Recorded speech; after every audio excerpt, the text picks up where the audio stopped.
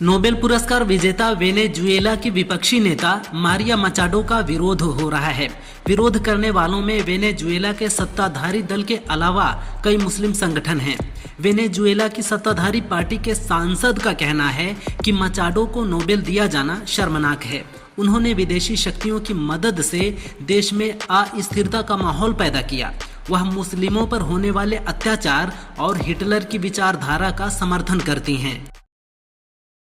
आरएसएसपी के राष्ट्रीय अध्यक्ष स्वामी प्रसाद मौर्य से मुलाकात पर सपा के नेता आजम खान ने कहा कि हम विधानसभा में लंबे समय से साथ हैं।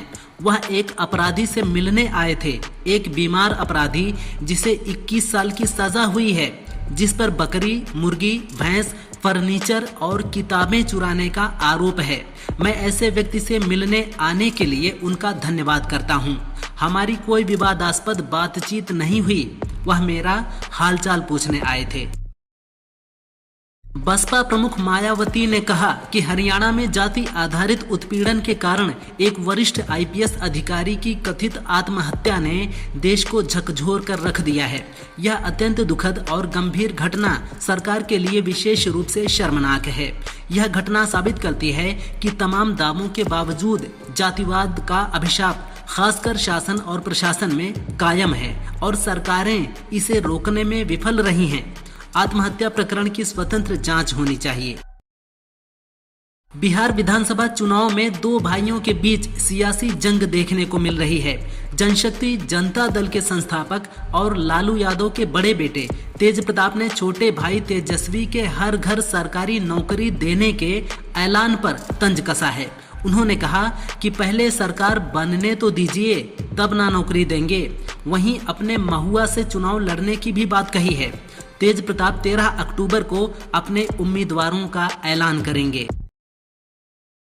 दिल्ली में बीजेपी की कोर कमेटी की बैठक खत्म हो गई है। जेपी नड्डा के घर करीब 8 घंटे तक एनडीए नेताओं की बैठक चली। इस दौरान बिहार की 90 से 100 सीटों पर उम्मीदवारों की चर्चा हुई। खबर है कि नड्डा के साथ बैठक के बाद भी सीट बंटवारे के फॉर्मूले से मांझी नाखुश हैं। वे 15-20 सीटों पर चुनाव लड़ने को लेकर जल्द ही बड़ा फैसला ले सकते हैं।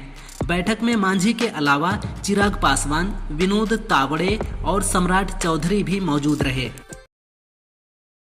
बांग्लादेश की निर्वासित लेखिका तस्लीमा नसरीन ने अफगानिस्तान के विदेश मंत्री आमिर खान मुत्ताकी की आलोचना की है। नसरीन ने एक्स पर लिखा कि मुत्ताकी ने दिल्ली में एक प्रेस कॉन्फ्रेंस की। इसमें किसी भी महिला पत्रकार को शामिल होने नहीं दिया। तालिबान द्वारा अपनाए गए इस्लाम में महिलाओं से केवल घर पर रहने, बच्चे पैदा करने और पति की सेवा करने की अपेक्षा की जाती है। ये महिलाओं को इंसान नहीं मानते हैं। हरियाणा आईपीएस की आत्महत्या पर आजाद समाज पार्टी के नेता चंद्रशेखर आजाद ने प्रतिक्रिया दी है। उन्होंने कहा कि इस देश में न तो राष्ट्रपति, न ही मुख्य न्यायाधीश और न ही एडीजीपी स्तर का कोई अधिकारी सुरक्षित है। मुझे आज आना पड़ा क्योंकि परिवार की सहमति के बिना और शोकाकुल परिवार का अपमान करने के लिए यहाँ की सरकार ने मृतक का पोस्टमार्टम करने की कोशिश की। हम परिवार को अकेला नहीं छोड़ेंगे, हम उनके साथ हैं। आजमगढ़ में जेल से जमानत पर बाहर आए 40 वर्षीय कैदी रामजीत यादव ने जेल अधीक्षक का बैंक अकाउंट खाली कर दिया। उसने खाते से करीब 30 लाख रुपए पार कर दिए। मामला 1.5 साल बाद सामने आया है, जब आरोपी ने खाते से 2,60,000 रुपए निकाले और अधीक्षक के फोन पर मैसेज आया।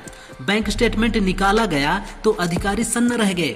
जांच में पता चला कैदी ने जेल अधीक्षक की चेकबुक चुराई, फिर फर्जी साइन कर कई बार में पैसे निकालता रहा। धरती की ऑर्बिट पर नजर रखने वाली कंपनी अंतरिक्ष ट्रैकर्स ने हैरान करने वाला खुलासा किया है।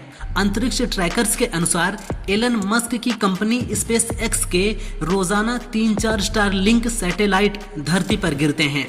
कंपनी जैसे जैसे स्पेस में इंटरनेट का जाल बढ़ाएगी, आगे चलकर ये संख्या रोजाना 5 तक होने की आशंका है। हालांकि ये सैटेलाइट्स वायुमंडल में पूरी तरह से जलकर खत्म हो जाएंगी, इसलिए लोगों के लिए खतरनाक नहीं है। पूर्व सपा नेता और आरएसएसपी के राष्ट्रीय अध्यक्ष स्वामी प्रसाद मौर्य ने भाजपा पर निशाना साधा है। उन्होंने कहा कि बीजेपी सरकार ने सपा नेता आजम खान पर जुल्म किए हैं। ये जुल्म लोकतांत्रिक व्यवस्था पर धब्बा हैं। यूपी में बीजेपी सरकार ने किसानों के साथ गलत किया है। यूपी देश में हत्या, दहेज हत्या, महिला उत्पीड़न, दलित उत्पीड़न और अन्य अपराधों में नंबर 1 है। भाजपा सभी मुद्दों पर यूपी में फेल हुई है।